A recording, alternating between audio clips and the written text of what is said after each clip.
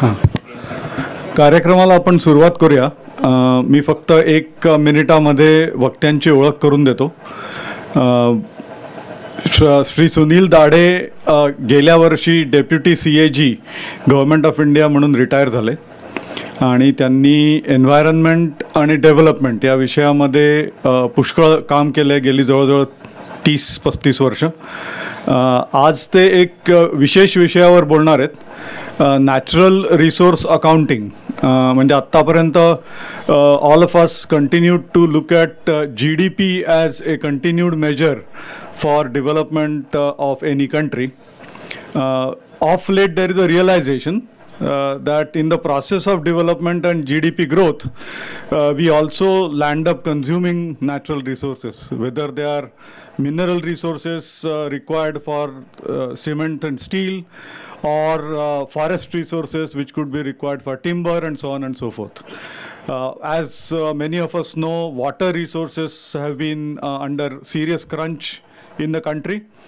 तर या रिसोर्सेसचा आणि डेव्हलपमेंटचा काय संबंध आहे, त्याच्यामुळे it is required that these resources should also be accounted for in terms of what is really happening to these resources as we continue to grow our GDP.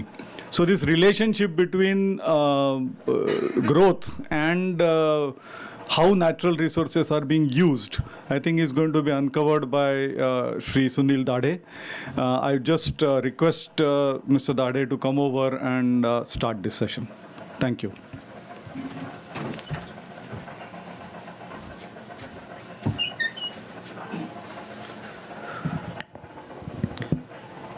धन्यवाद अजय.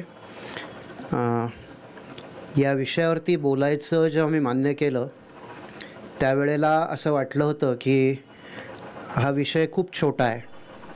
जेव्हा तयारी करायला लागलो तेव्हा लक्षात आलं की हा खूप मोठा विषय आहे आणि विशेषतः या विषयाशी मी गेली 5 ते 6 वर्ष थोडंसं जास्त खूप जवळून संबंधित आहे. याच्यावर मी काही काम करण्याची मला संधी मिळाली आहे. तर प्रयत्न असा आहे की नॅचरल रिसोर्सेस अकाउंटिंग म्हणजे काय, why natural resources accounting, how is it evolving, and what could be the thoughts which we can ponder over in relation to natural resources accounting. This is how I propose to go about this. खरं तर मला पूर्ण मराठीत बोलायला आवडलं असतं.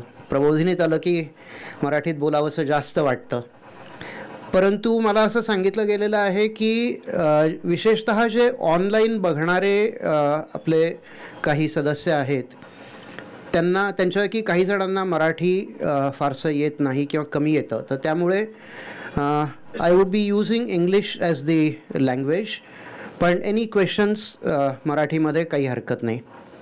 Okay, सुरुवातीला एकच गोष्ट सांगतो आणि मग मी माझ्या पहिल्या स्लाईडकडे जातो की in the course of this particular presentation and this particular session I would be using quite a few works by many eminent personalities. Although it may not be possible to thank all of them individually, I would like to place on record my thanks for all of them. And wherever I have used any images created by someone else, at the end of the slide, I have acknowledged the intellectual property rights of those people with thanks to them for creating that image. Let me go straight into what natural resources accounting is about. And this is what we generally get to know about what is natural resource accounting. It's basically a compilation of data relating to natural resources within an accounting framework. Important words are data relating to natural resources. Now, what is data relating to natural resources? And what are natural resources? In brief, natural resources are those which are produced in nature without human industrial intervention. So, Panchamahabhutas, soil, land, water, energy, all these are natural resources. the flora and fauna which we have, the trees we find around us, the animals we find around us, the microbes, the viruses, all of these are natural resources. So data relating to these natural resources within an accounting framework. And what is an accounting framework? An accounting framework is basically a framework which captures in rupees and paise the results of operations of an entity, be it a small shop, be it the government, be it the United Nations. The results of their operations in a given period of time are captured in an accounting framework. So when we talk of natural resources accounting, what we are talking about is data relating to natural resources being presented through an accounting framework. It's also an accounting system that deals with stocks and stock changes of natural assets comprising biota, produced or wild, subsoil assets, water and land with their aquatic and terrestrial ecosystems. What does this mean? There are two important words to note here. One is stock, another is stock changes, which some would like to call flows. What is stock? Stock is something which is a given, which is fixed. When something is taken out of that stock, what comes out is called a flow. So when something flows out of stocks, stocks naturally go down. If something goes into the stocks, stocks will increase. And it's very interesting to see that when we look at the natural resources accounts, in case of some resources, we actually find these stocks increasing. And I have an example which I'll quote when we go ahead. Another important thing to know about natural resources accounting is that it involves both physical units and monetary values. What are physical units? Tons of crude oil, tons of iron ore, cubic liters of water. These are all physical units. Monetary units, the value of these as paraphrased using certain standards, using certain benchmarks in rupees and paise. That is monetary units. Natural resource accounts are regarded as a means of creating linkages between the environment and the economy, and they are also referred to as green accounting, environmental accounting, etc., etc. Before I go into why NRA, I want to show you something which is from the Global Environment Outlook 2007. And I have deliberately chosen this year 2007. Subsequent reports are also available. But the reason I have chosen 2007 is that this is almost 7 to 8 years before most nations of the world, in fact all nations of the world except 3, embarked upon what we call as Sustainable Development Goals in 2015. The background for the Sustainable Development Goals perhaps emerged amongst other things from this report, GEO4, Global Environmental Outlook 2007. And what is it that we find here? This was a report which was compiled together by United Nations Environment Program, released in 2007, involved 1,400 scientists plus, used a lot of data, used a lot of technologies, and the big numbers which came in this report were the following.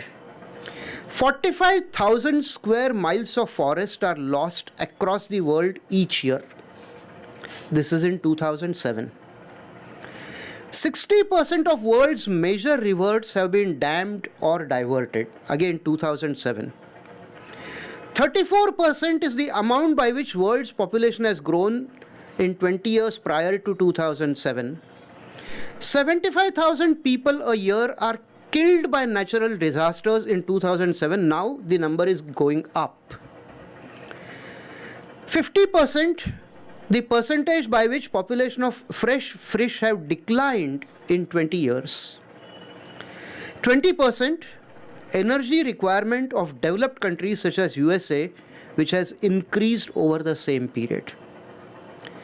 Now, this is the kind of scenario which forms the background of natural resources accounting.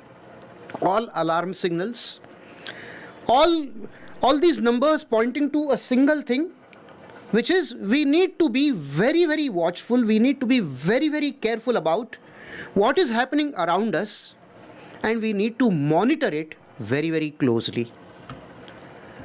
Why NRA? When we look at the users of NRA, the natural resources accounting, there are two distinct users which come out. One is the governments who use NRA as a concept for governance. Other is entities, which is basically corporate entities, NGOs, civil society, trusts, etc., who also use NRA for their respective purposes. For the government, for governance, the use of NRA is in resource management. If you want to plan development, you must know whether you can afford to have that development. Suppose you want to build a road, let's say in the Himalayas. You may build it, but one glacier, one avalanche, the road is gone. So you need to build it again. So can you afford this kind of a road which will have to be built every year? Do you have those kind of resources? Is it possible? For this, the governments use natural resources accounting. For policy planning, doesn't need an explanation. Identification and accounting of natural resources within the economy. In fact, I remember at one point of time, somebody who is a staunch proponent of development said, environment, green technology, all these is humbug. Development is what we need for poverty alleviation. And we will find our own ways. In fact, he gave a very, I would say, very distinct example, which I'll never forget. He said, I haven't seen a dinosaur. So what if my grandchild doesn't see a tiger? How does it matter? Now, it's a question well asked. The answer to that is that yes, nothing will happen if your grandchild doesn't see a tiger. But if he doesn't see a tiger, there is a very good chance that he will not even be able to have a life and a quality of life half as good as what you have. And do you want it? And how do you monitor that? You monitor that only when you monitor closely the progress towards sustainable development goals, which the world has adopted in 2015 as a charter which every nation has given to itself. Combating climate change strategy, NRA plays a very important role in it.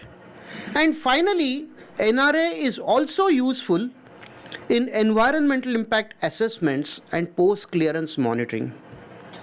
I remember in the year 2015-16, the CAG of India came out with a report called Environmental Clearance and Post-Clearance Monitoring. It had a very interesting observation. The observation was that each environmental clearance had more than a dozen conditions attached. How many of them were actually fulfilled? There was no tracking. One of the reasons why there was no tracking was that while the clearance was given, while conditions were laid down, the mechanism to report on their compliance was either not there or was weak. NRA can bridge this gap and can perhaps fill this kind of a vacuum in reporting. For entities, which basically includes corporates, NGOs, civil society, etc., NRA is useful, first of all, as a compliance measure. For top 1,000 listed companies on stock exchanges from this year onwards, that's 22-23 onwards, something called as BRSR reports are compulsory. I would come to those reports a little later. Image. An entity which shows that they are responsible, that they are sensitive to environment, can carry a good image. There is an assurance which an entity can give that we look not only at the present but even at the future. And finally, corporate social responsibility as required under the Companies Act and the specific BRSR rules which are laid down by SEBI make it compulsory for companies to adopt some form of natural resources accounting. What is the connect between NRA and SDGs, Sustainable Development Goals? About 6 goals out of 17 have some kind of a connect with the with NRA. Goal 6 is about water, Goal 7 is about energy, Goal 12 is about sustainable consumption and production, Goal 13 is about climate change, Goal 14 is about sustainably using oceans, seas, marine resources, and Goal 15 is about protecting, restoring and promoting sustainable use of terrestrial ecosystems, forests, combating desertification and halting biodiversity loss. Put together, all these goals consider almost, I would say, 90% gamut of natural resources. And they have a connect with the natural resource accounting. Coming closer, COP26, Conference of Parties, Government of India made some commitments which were called Panchamrut. And these commitments were that we will take our non-fossil energy capacity to 500 gigawatts by 2030. We will meet 50% of our energy requirements from renewable energy by 2030. We will reduce total projected carbon emissions by 1 billion ton from now by 2030. By 2030, we will reduce carbon intensity of our economy by 45%, and by 2070, we will be a net zero carbon emitter, which means the carbon we will sequester will be more than or equal to the carbon which we emit. Now, if all this is to be achieved, is it going to happen just like that? No. Somebody has to monitor. There has to be a mechanism to see till where we have reached towards all of these. And a way to monitor that, a way to measure where we are, is natural resources accounting. Let me come to the evolution of NRA, particularly in India. I would say that the first thoughts about natural resource accounting were seen in around 2012 in what is called as a SIA framework. Now, SIA stands for System of Environmental Economic Accounting, which was developed in 2012, and I just want to show you the entities who were contributors of this framework. These are the entities: United Nations, European Commission, Food and Agriculture Organization, IMF, OECD, World Bank. You will not find any entity from a developing country involved in the creation of this framework. And why is it that these were the people who were involved in creation of this framework? The key reason is that it was in Europe that the first effects of climate change were felt very, very damagingly. The melting of ice in the Arctic region was a major indicator of climate change. And that was perhaps a trigger for having this kind of a framework. I don't want to go into too many details of this framework, but suffice it to say that although this is a framework for, as the title itself says, environmental economic accounting, it was developed neither by economists nor by accountants. This is a framework which was developed by statisticians. And even within the UN, this framework was developed and launched by United Nations Department of Economics and Statistical Affairs. So this framework was the starting point even for us.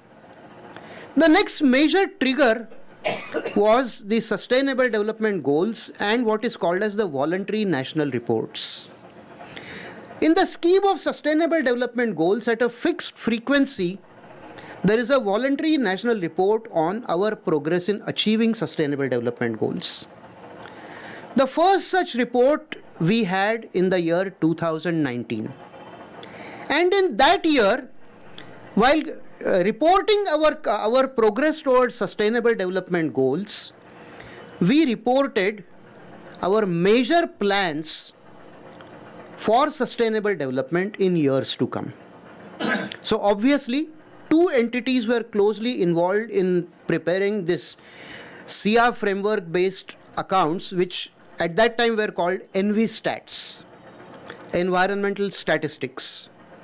And they were prepared under the guidance of Niti Aayog by Ministry of Statistics and Program Implementation. It was around 2017-18 that a plethora of initiatives started. One of the initiatives was that in the Global Training Facility for Environment Audit, which by the way is in India, there were some seminars held. In these seminars, there was a lot of thought, there was a lot of stakeholder consultation on how natural resources accounting can become a part of monetary financial accounting. There is something called as GASAB, Government Accounting Standards Advisory Board. They came out with a concept paper in 2020. It's available in public domain. That followed an action plan by GASAB. Parallelly, in 2021, SEBI mandated BRSR reports. BRSR stands for Business Responsibility Sustainability Reporting, based on NGRBC principles. NGRBC stands for National Guidelines for Responsible Business Conduct. What these are, we are going to see in a little while. As a result of something which GASAP started in 2020, the first major output was available last year, 2022, which is called Compendium on Asset Accounts on Minerals and Energy Resources. This is a compendium which includes asset accounts on minerals and energy resources for all states in India. And ICAI, Institute of Chartered Accountants of India, also took certain initiatives for the corporate sector. Let me first go to NRA in government accounts. As I said, the process began in 1617. There was an interworking group of GASAB in 2018, and there was a draft concept paper in 2020. Now, this is what the paper looked like. I just want to take you through key parts of its executive summary. If you would like, I happened to be at the launch of this paper.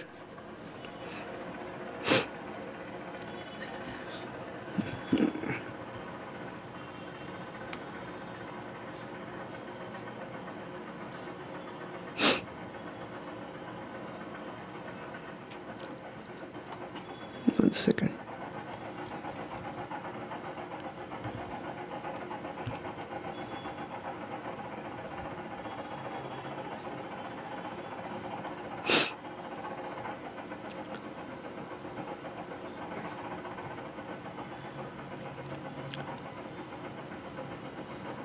Okay. Now, in the executive summary, the GASAP stated what NRA is, what they want to do, etc., etc. And what is important is the short-term goals which were set by GASAP for government accounts. And the short-term goals were preparation of asset accounts on mineral and energy resources in states over the next 2 years, 1920, 21, 22. The second was initiation and preparation of disclosure statement on revenues and expenditure related to natural resource accounting. Let me say with pride that India is the first country in the world to attempt something like this. All other countries, when they talk of natural resource accounts, they basically talk of changes in stocks, flows, opening, closing balances, etc., etc. Nobody talks of the revenues from natural resources, expenditure pertaining to natural resources, and the results of that expenditure. We in India took this up as our innovation, which is one of the firsts in the world. There were experimental natural resource accounts in 3 states in 2021, and there is a compendium on asset accounts in 22-23, which is now in the public domain. Now this compendium of asset accounts, it basically has 6 tables. Table 1 is called as the mother table of asset accounts. It retains the same format as prescribed by SIA framework. This is basically to help international comparisons. Table 2 talks of physical flows and sustainability of resources. It talks of extraction, use, etc. What is interesting is that, in fact, I'll show you that particular table. When they talk of extraction, not only do they talk of legal extraction, but even illegal extraction. Now, how do they calculate illegal extraction? That's something interesting, but yes, an attempt is made. Then there is a table designed to capture riverine resources, which often follow a system of accumulation and depletion. There's a 2-pronged valuation. Revenues and average sale or market value to ascertain revenue streams for future, and analyze royalties vis-a-vis market value to optimize resources for state exchequer. Again, this is something which only we do in the world. Then there is a table designed to capture actual extraction, production therefrom, and dispatch to analyze production losses. Then there is a table designed to capture district mineral foundations, national mineral exploration trust, etc. recoveries vis-a-vis those recoverables. And finally, there is a table to capture sector-wise power requirement, energy generated within the state, etc., etc. I would like to show you something from this compendium, which is again quite interesting.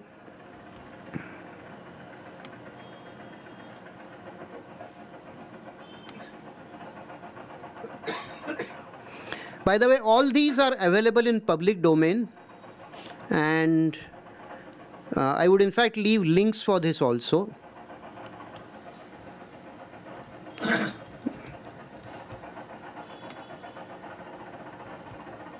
Just a second.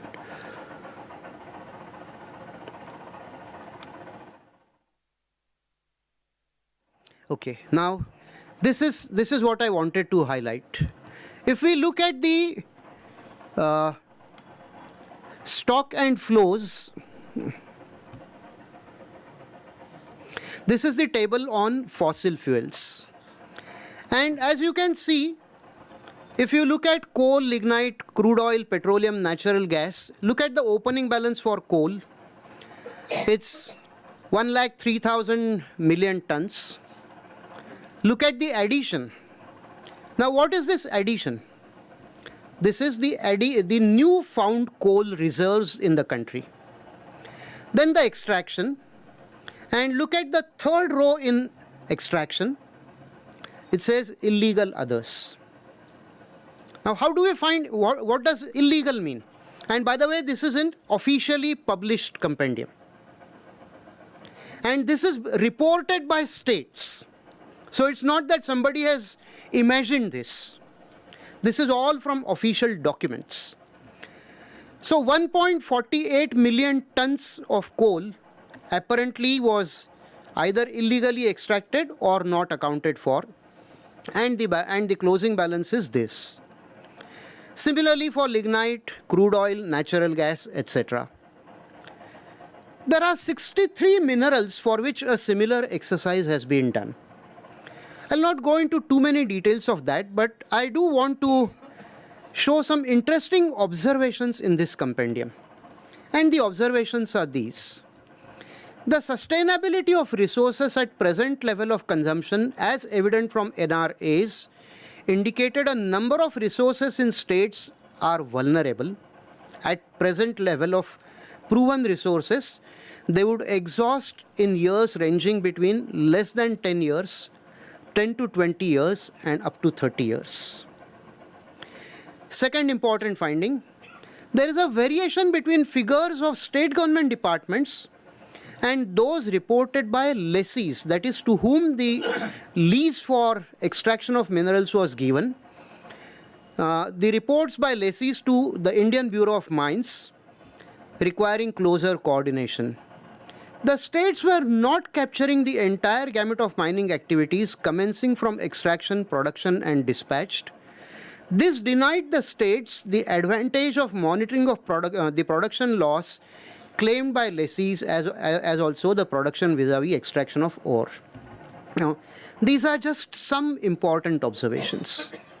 There are quite a few of them. I don't want to go into the details. I showed this basically to say that use of natural resources accounting through fixed templates, a fixed reporting mechanism, and a set analysis pattern can come out with observations like this. Let me move on. And let's move to, this was so far, we were talking about the government accounts, the government sector. Let's look at the corporate sector.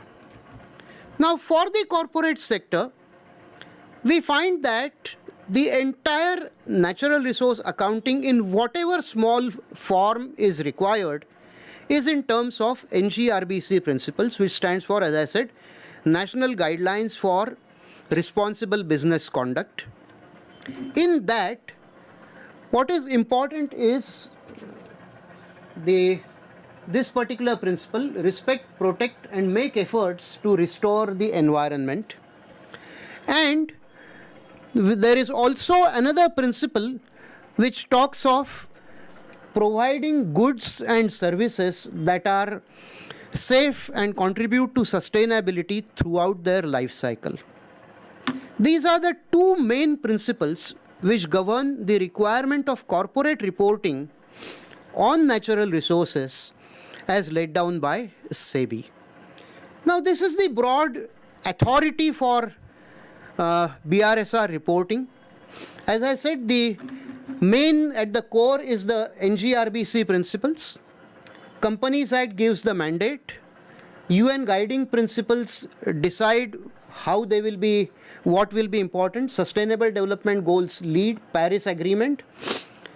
Core Conventions 132 and 182 on child labor, which is not very important for us as far as NRA is concerned.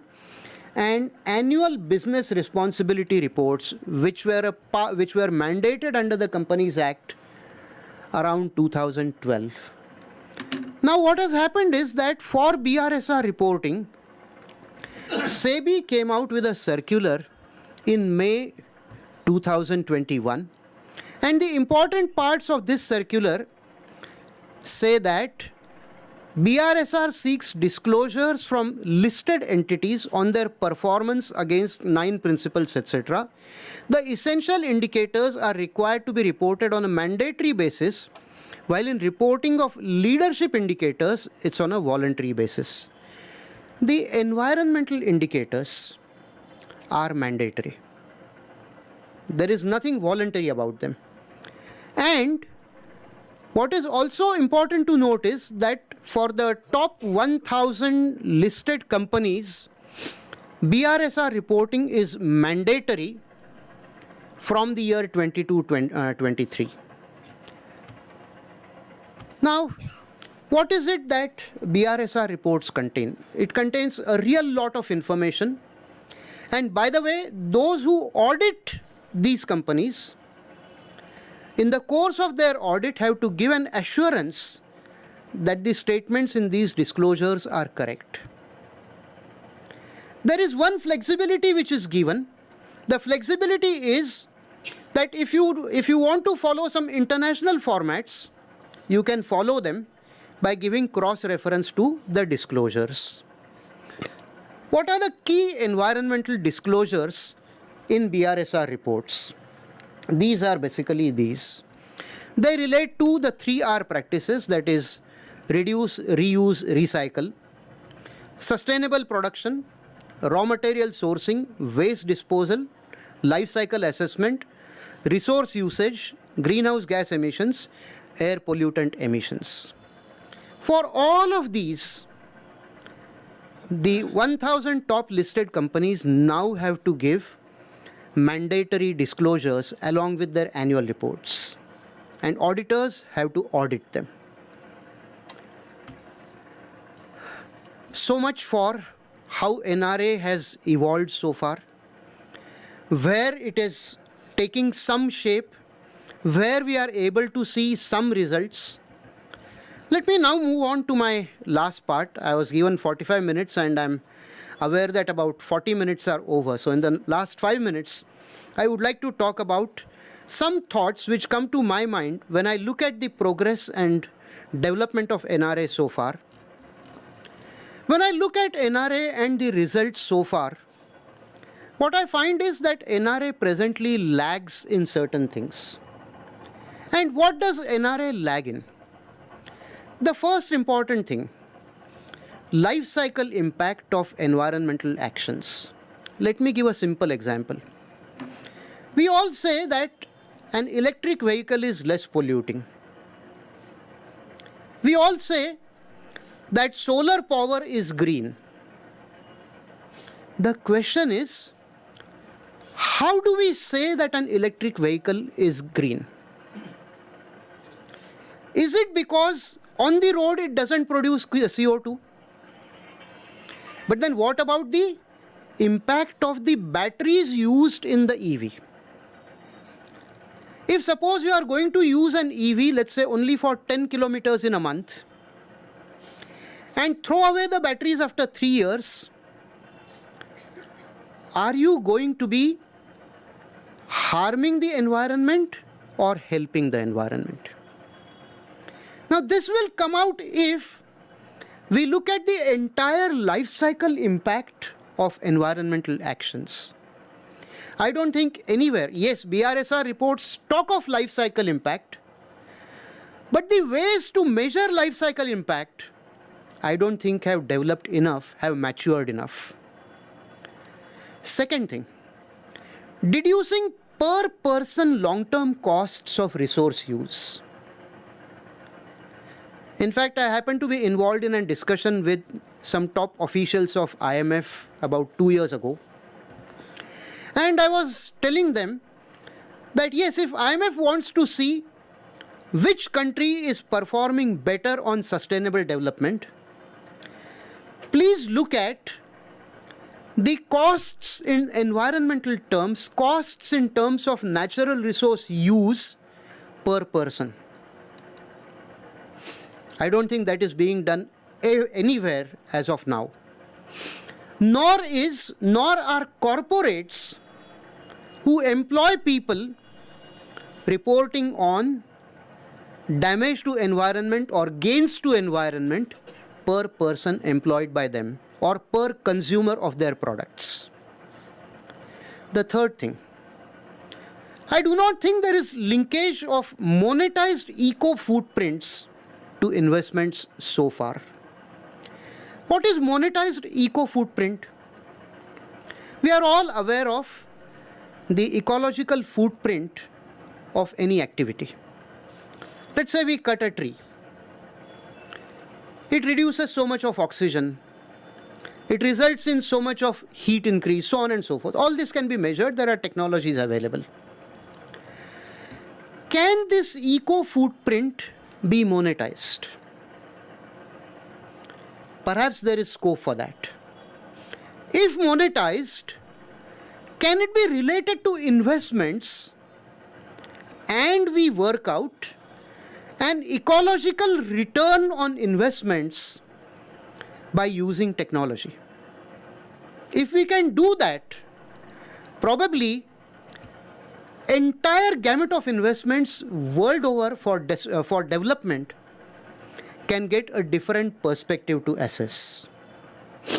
Finally, at present, there is no net present value analysis of sustainability. What is a net present value?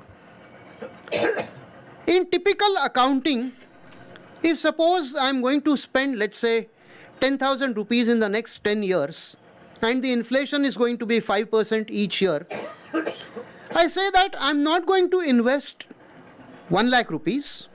I'm actually going to invest, say, 60,000 rupees, because that 5% inflation, if I use as a discounting factor, in terms of today's value of money, I'm only going to require 60,000 rupees. Can the same NPV analysis be done when it comes to sustainability of consumption or sustainability of production? I don't think there is any thought about this at present in any NRA related work, disclosures, whatever.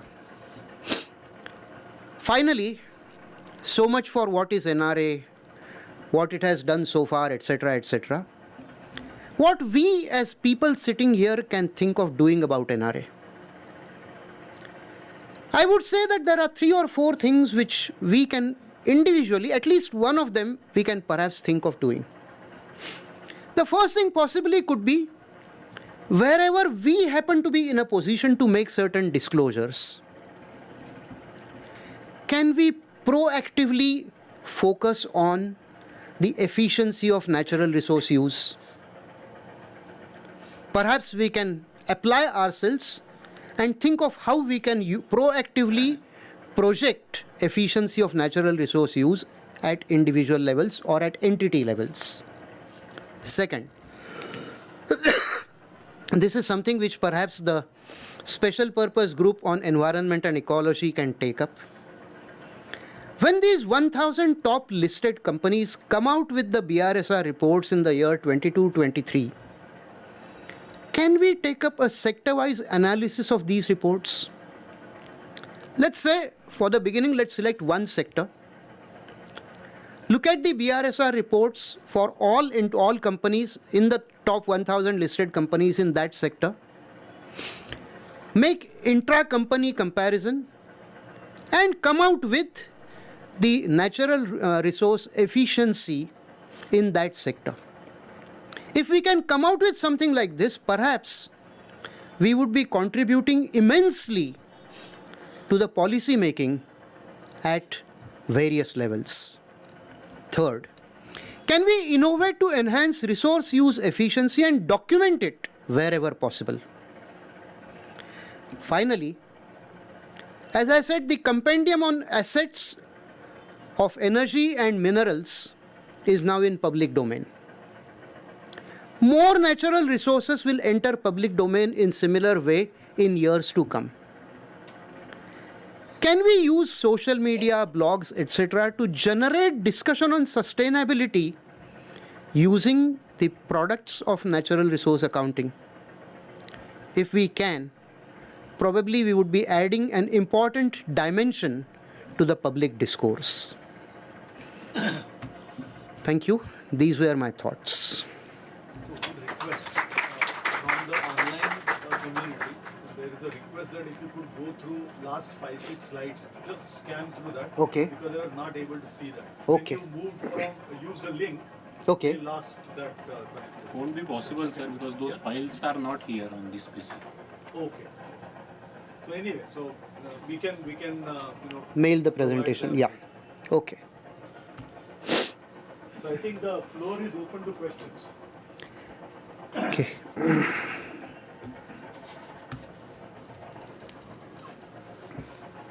Yes.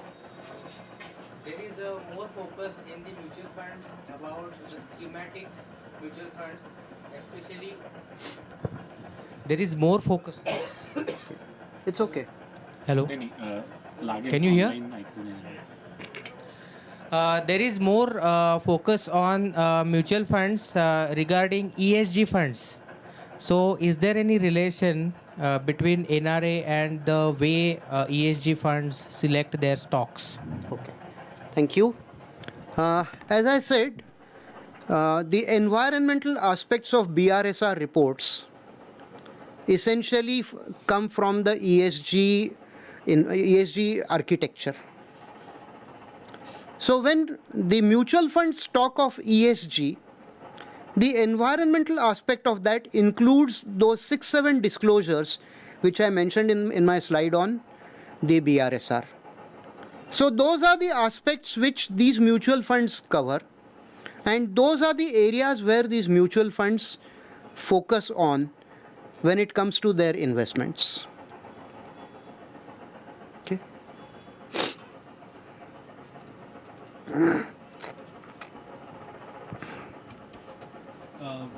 I have a question. Hello. चालू है. So my question is about how NRA framework and the work that we are doing today and in future be used for flagging risks, and how risk mitigation strategies could be developed based on those areas. Very good question. In fact, from that compendium on asset accounts, I showed only 3 observations. It actually has more than 25 observations. And some of the later observations actually flag risks. Like one of the first observation itself talked of the vulnerability of states when it comes to natural resources, and it said that some resources we may exhaust in 10 years, some we may exhaust in 20 years, so on and so forth. Going further into details, they do flag the areas where we would exhaust resources or where the rate of consumption is not sustainable. So yes, it is possible to do this at present in relation to energy and 63 mineral assets. As we move on into, let's say, forests, water, other natural resources, probably templates would have to be developed, technology would have to be enhanced to capture these risks, and maybe those risks would get flagged as well. It's possible. One follow-on question. Sir. Yeah. So another follow-on question is about how NRA could potentially be integrated into the system of national accounts, because at the end of the day, all budgets and provisions, etc., are made in that context. And till now, if these are not being factored in, we do not even know the risks and how policies response should be for mitigating some of these risks. Okay. As I said, so far, national accounts were made by the Ministry of national accounts when it comes to natural resources were so far made by the Ministry of Statistics and Program Implementation, and the typical compilation they come out with is called EnviStats, Environmental Statistics. The latest one available is, I think, 2020 or something. Now, EnviStats compiles the natural resource related data in a particular manner. This compendium on asset accounts, which is developed by GUSUP, and GUSUP, by the way, is the authority to prescribe accounting standards for government accounts. So GUSUP's approach goes a step further. And in that, they not only talk of, as I said, the physical quantities, the physical units, but they also talk of monetary units. So what would happen is that as of now, this is in fact the first year when we have this kind of a compendium for all states available. Going further, as the compendium grows in depth and breadth, there will be data which would be available, which can be used for policy making. Plus, this is data which is going to be available in public domain. So for any government to ignore it would be difficult. Okay.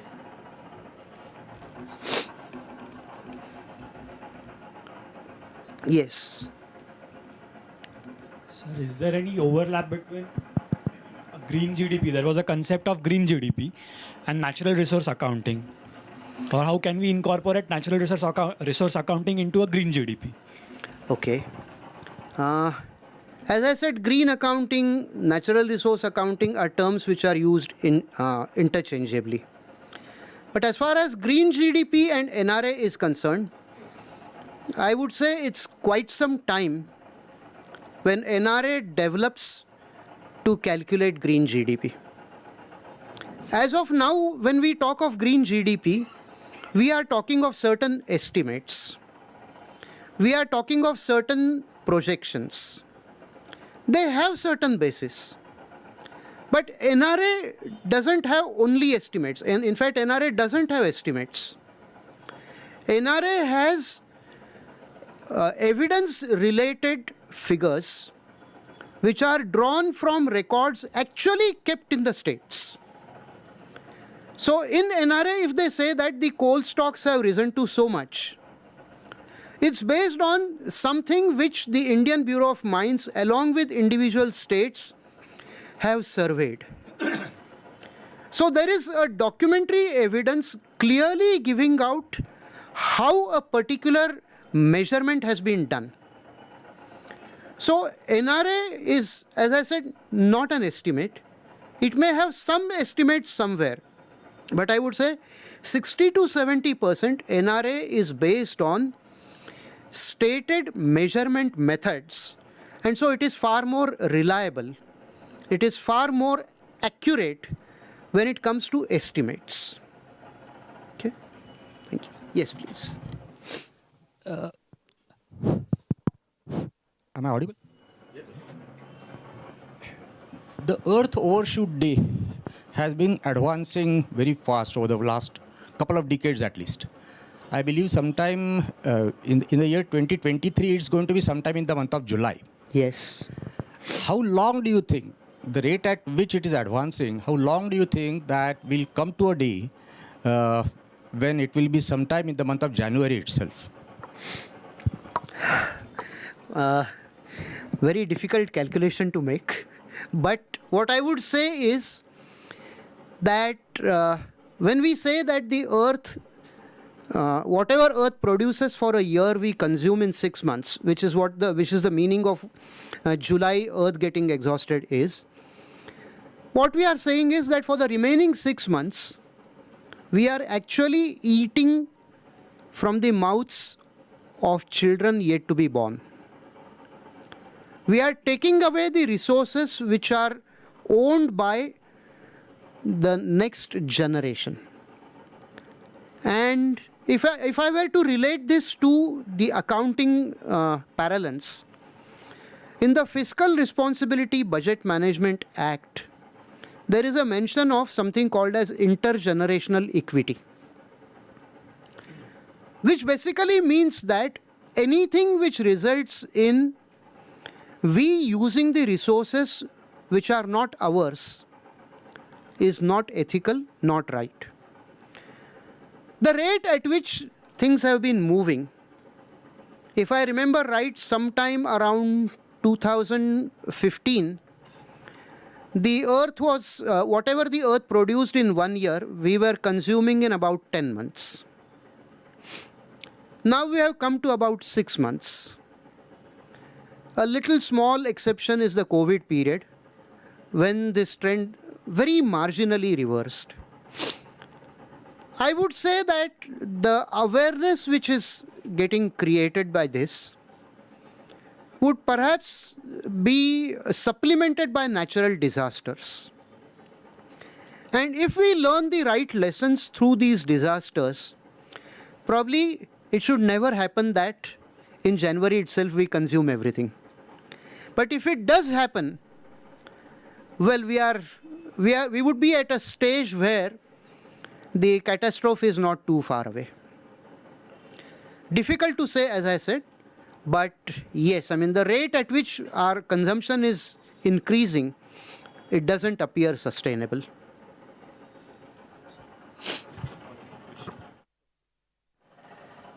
Hello. Yes.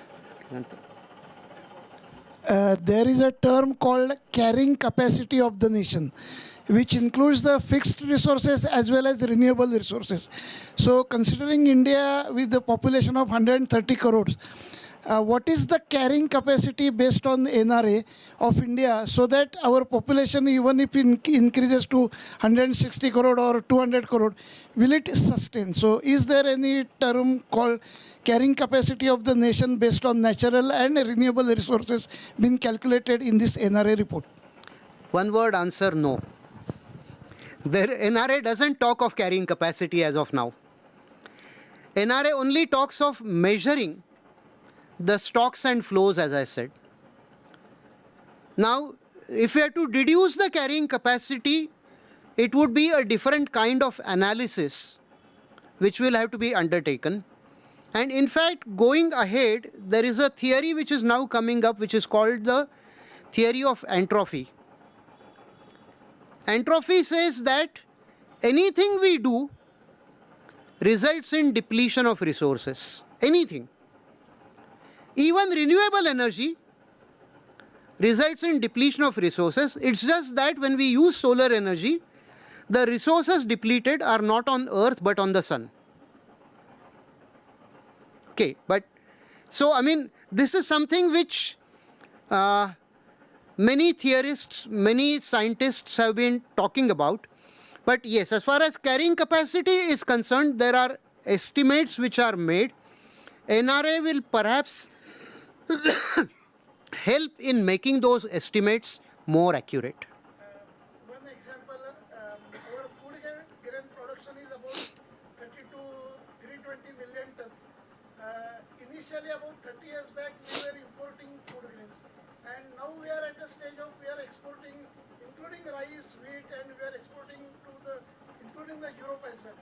So does NRA include this renewable resource like food grain and the basic requirements, or otherwise it is more of an academic thing? Because if we want to sustain the huge population, maybe 200 crore, if we have a natural resources sufficient to produce food, water, and whatever other resources are required, so why then NRA doesn't account for all this? Let me just take your statement a little further. Yes, we are exporting rice and wheat. If you look at two states which account for major production and export of rice and wheat, they are Punjab and Haryana. Yes, the production of wheat and rice has been increasing, but look at the water table. The water table in Punjab and Haryana, in critical parts, has gone deeper. And how much deeper? From something like 60 feet to at places 300 feet. So what we are exporting is perhaps not wheat or rice but water. And water so deep is something which has not gone in our lifetime. Water at that depth has come from our previous generations. And if we exhaust that, maybe after a few years, we will find that there is not enough water for any wheat or rice in that area. A classic example is the country Philippines. At one time, Philippines was the rice bowl. Now, Philippines imports rice. So, when we talk of food grains as a renewable natural resource, we need to take into account, as I said, the entire life cycle. It's not just food grains. It's food grains along with the raw materials it uses, including natural resources, and we need to have a holistic assessment of what it is doing. Yes, online. There's an online question I'll take and then we'll come to you. Okay, there's a question from Mr. Ketan Chaudhary. It says, mineral resources are non-renewable, but marine fish is a renewable resource. How are they are overconsumed due to overexploitation? How these resources can be brought under NRA to bring sustainability SDG? Thank you for the question. My answer is that although as of now NRA does not measure marine resources, it's possible that at a later stage, NRA will start measuring marine resources also. How can it be done? Technology is now available to see everything until something like, I think, a kilometer or so below the surface of the earth, or in that depth of the sea. In fact, in a different context, for the Prime Minister's Gati Shakti project, they are developing a dashboard which actually maps all resources on the surface, above the surface, below the surface. Similar mapping of resources for marine can perhaps help us in knowing the fish population, the fish livestock, and their depletion or increase or whatever. So overexploitation will also get captured when we capture the stocks of marine resources, including fish, over a period of time. And NRA, when it takes into account these changing stocks, will be able to tell us whether fish is overexploited or not. That's my answer. Yes. Considering this scenario, do you envisage that currently we are actually taking stocks, but do you envisage that there will be some caps on the exploitation of these resources? Because just monetizing will not help, probably, and particularly regarding water and forest coverage and these kinds of things. So do you envisage some kind of caps? And also, do you envisage certain kinds of taxation policy where whether you are exploiting, you will be taxed, and if you are contributing to the replenation or regeneration, there will be you will be given money. So do you envisage certain kind of scenarios in these ways? There are two fiscal measures which are adopted by some European countries. One is called MBI, which stands for market-based incentives. And another is called green tax. Now, green tax is typically levied as a measure of reducing consumption of a particular resource. Market-based incentive is an incentive which is typically given to encourage the use of a particular resource. So yes, if we have an accurate idea of how our natural resources are getting used, what each rupee spent on extracting them is yielding, how investments are impacting the extraction, replenishment, whatever, probably yes, there will be a ground available for probably green taxes. There could also be, like as of now, the governments are taking measures to diversify cropping patterns. As a nation, we are moving away from wheat to millets. And world over, we are trying to propagate more use of millets, which in fact is in a way of conserving water. Because millets require much less water than wheat or rice. So these could be the ways in which NRA could give useful data for policy making, which may take the form of green taxes, which may take the form of incentives for a particular product which is based on sustainable use of natural resources, etc. So, actually, my question is just a step before to your Amol's question.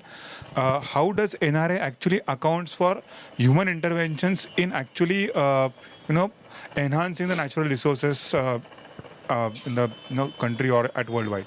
So, for example, if there are some efforts that are getting done for increasing the groundwater levels or for increasing your forestation, like currently Kerala announced that they are going to take some lands from some villages or residential areas that are occupied and are converting those back into forests. So such kind of initiatives are being taken place into worldwide as well.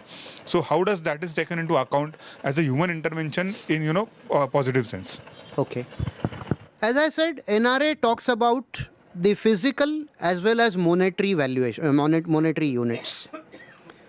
In fact, when we were launching this concept paper for NRA, there was a discussion with a very senior minister at that time, and he said that, what is it that you are going to come out with as a result of this exercise? So I said, if you look at your recent reports on the green cover in India, you will find that there are states where the green cover has actually increased. Now, what does increase in green cover in a state mean? Increase in green cover in a state means that your assets in terms of natural resources for that state have gone up. And if your assets have gone up, your capacity to leverage those assets for development has also gone up. So if there are human interventions which result in increasing the stock of natural assets through whatever way, they should get accounted in the process of natural resource accounting when we start capturing forest as a resource in natural resource accounts. As of now, we are not calculating, we are not considering forest. As I said, until the year 21-22, the only natural resources for which NR accounts are available in the government domain are energy and minerals. But over the next few, and that is because it takes a hell lot of effort to prepare these accounts. Energy and minerals are easy because there are already ways to measure the extraction, the stocks and all those things. Monetization is also very easy. But for forest, except remote sensing, and even remote sensing has certain limitations, we need to have sharper tools to exactly measure the value of forests. And unless you can translate the forests into monetary value, NRA may not be able to capture it effectively. But yes, when it does, yes, all human efforts, and in fact, as I said in one of my slides, investments done for enhancing natural resources can also be measured in terms of returns for development. And if these kind of measures get developed over a period of time, the value of NRA as a tool will increase substantially.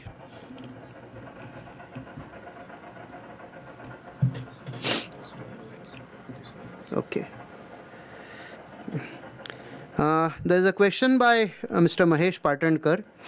He says, CAs are competent to conduct financial audit. Who will do audit under BEST? I mean, is there any mandate on eligibility of auditors for BRSR? The answer is that as of now, I don't think there is any stipulation as to who is qualified to audit individual disclosures in BRSR reports. But please remember that the responsibility of auditors is already defined in the Companies Act. So if some misstatement happens in the disclosures relating to natural resources in the BRSR reports of one of the top listed companies, and if that disclosure is proved to be wrong, the auditor is responsible. So the auditors will have to supplement their capacity. The auditors will have to enhance their capacity, perhaps by co-opting environmental experts, perhaps by co-opting technology experts in order to evaluate the BRSR reports, and particularly the disclosures relating to natural resources. Okay. There's another question by CMA Milind Dadhe. It says, what are the policy level changes that can hinder the process of NRA? Well, my answer is that as of now, NRA is in infancy. NRA is quite new. So there are not many people who are challenging, who are questioning the need for or the use of NRA. The challenges will start coming when NRA starts throwing results which are a little embarrassing. If tomorrow, as a result of NR accounts, it turns out that a state has drastically depleted its resources, perhaps I can imagine that state refusing to share data in the next year. And if that happens, the overall compilation will become difficult. But frankly speaking, as of now, the methodology which has been adopted by the Government Accounting Standards Advisory Board is that the templates for NR accounts are basically initially filled in by the administrative authorities themselves. And luckily, as there is a bottom-up approach, the person in the district doesn't know the implication for the whole state. And so, as of now, securing transparency, securing fair bit of accuracy in reporting does not appear difficult, at least for the first few years. Thereafter, it would be an administrative challenge in ensuring completeness, accuracy, and integrity of the data which goes into NRA. But this challenge will be the same as any other accounting data.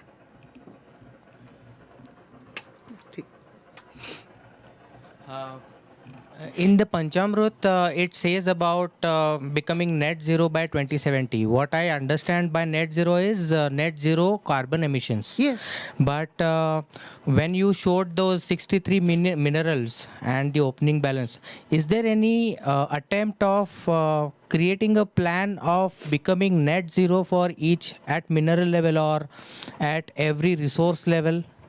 I don't think so. As of now, as I said, this compendium of asset accounts is the first ever document available in the country of that kind. Okay. So when we committed Panchamrut to the world, this document was not available. So having a plan which dovetails into the whole gamut of all 63 minerals, etc., it's not conceivable at that stage. But yes, a broad target, an aspirational goal is something which we have given to ourselves, and we expect that we will work innovatively towards achieving it. Okay. Hello. Is NR accounting is used when the IMF or world bodies are giving some loans to the countries? That is expected. In fact, both IMF and World Bank these days are promoting sustainable development goals. And as I said, 6 of those goals relate to natural resources. So the sustainability in the use of those resources or the progress in achieving those goals is something which IMF and World Bank does take into consideration. In fact, as I said, if you look at my last slide, if we can create a discourse which spreads across the world, probably we can drive IMF and World Bank to evaluate the results of each dollar they lend in terms of sustainability. But for that, perhaps a much larger discourse, a much larger public opinion would have to be created globally. Very weird question, but how do you evaluate the effect of this Ukraine war in terms of NRA? It's a good question. Any war is essentially destructive. A war is a human calamity, is a human-made calamity. So obviously, it is going to deplete natural resources. The only thing is, can we measure the depletion? Perhaps the measurement will be difficult while the war is ongoing. But after the war, measuring the depletion should be possible. I am asking this question in terms of penalizing that country for I'm not into political questions.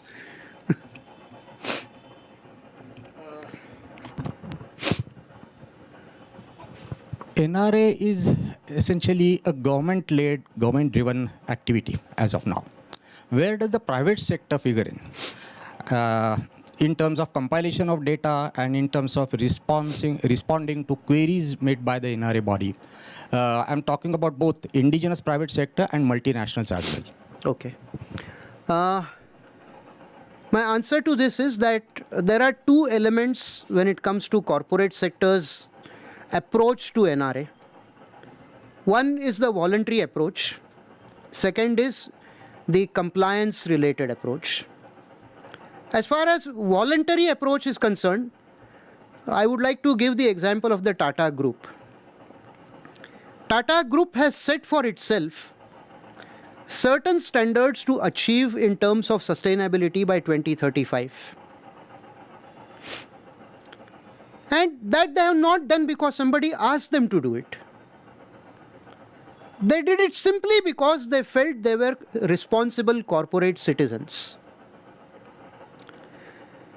Maybe if these kind of goal setting and achievement can give a good image projection to the corporate sectors, there will be others who would try to follow this, who would like to do something similar. This is as far as the voluntary aspect of reporting is concerned. As far as the compulsory or mandatory reporting is concerned, as I said, there are those 7 aspects related disclosures which are now compulsory for top 1,000 listed companies in the country. Now for those top 1,000 listed companies, these disclosures are a must. They cannot be avoided. And not only are these disclosures a must, based on those disclosures, there can be questions asked of them. So this mandatory aspect, though government driven, has some kind of a social implication where you are getting in public domain information which was earlier not available. Once the information enters public domain, it becomes essential for the corporate world to be responsive to the reactions to that information in public domain. And the same holds good for multinationals as well? Yes, yes. There is no distinction between Indian and foreign company when it comes to BRSR reports. Okay, Waman sir, you are okay.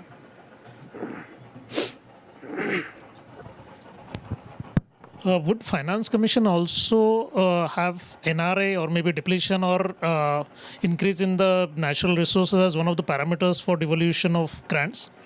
Or does it already have?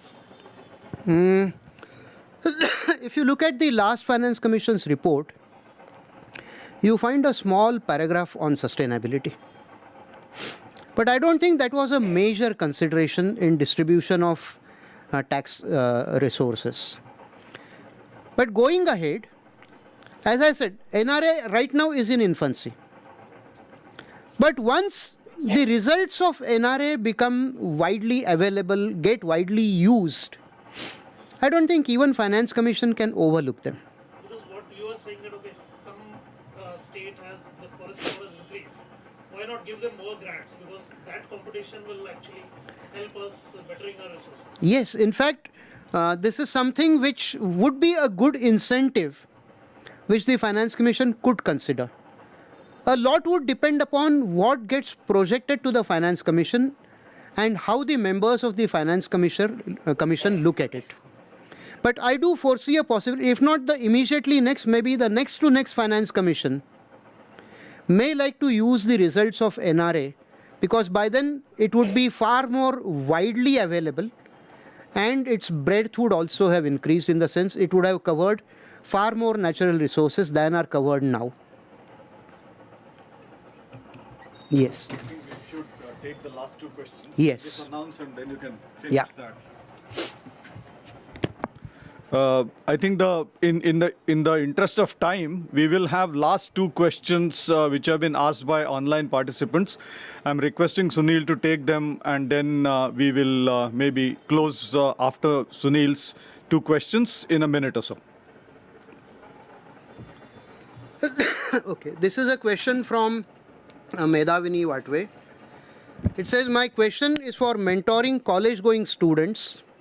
In order to work in this field of environmental accounting, what would be requirements for academic as well as skills perspective? My answer is that as of now, NRA as a discipline has not grown. But in many universities, we have programs on environmental management, we have programs on environmental engineering. Going ahead, these programs could have as a subject green accounting.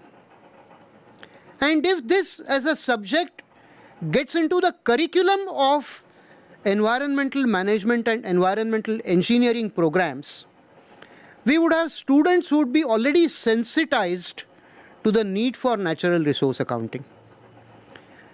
And if not, possibly there could be credit courses which can be customized for green accounting, for the use of natural resource accounting, and maybe to go into the depth of the environmental aspects of BRSR reports.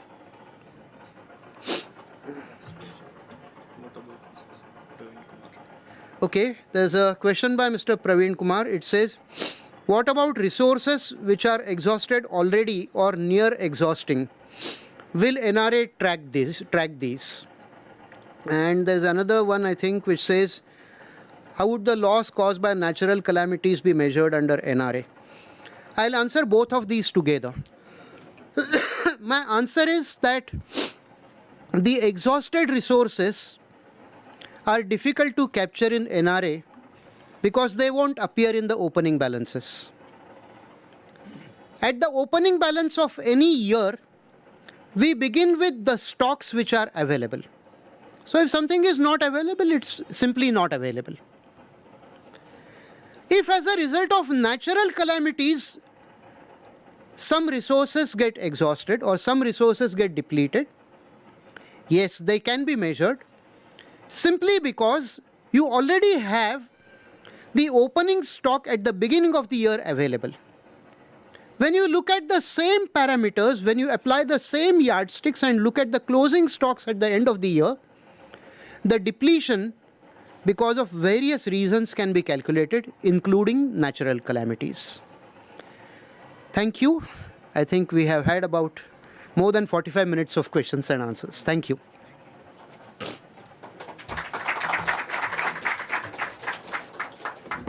So let me thank Sunil for an excellent disposition of this subject, which is not easy. There are a lot of issues which people will have questions on, and we will continue to have questions on this particular issue over a period of time, and which we will take back to Sunil and get answers for all of you. So just to conclude, I would just like to mention a couple of things. There is a whole lot of work that has been done over a period of time in the space of those who are tracking environment and ecology, which can be useful as a starting point for enhancing NRA. And possibly that is the type of, what I would say, inputs that GASAB-like organizations could potentially use to speed this whole thing up. Second part that we realized and learned is NRA can really act as a very important aspect for making policies and or changing policies based on how we measure up on different accounts, different natural resource accounts for that matter, and risks could be flagged and hopefully mitigated through policy measures. So with this, I'd like to close, and I'd like to thank Sunil again for this very informative talk. there is a plan that within another quarter or possibly 2 quarters, we will have another follow-on lecture by Sunil. He has already promised that on the same subject in terms of what is the progress that we are making, and of course that's where we can answer more questions which would have come in the coming months. Thank you.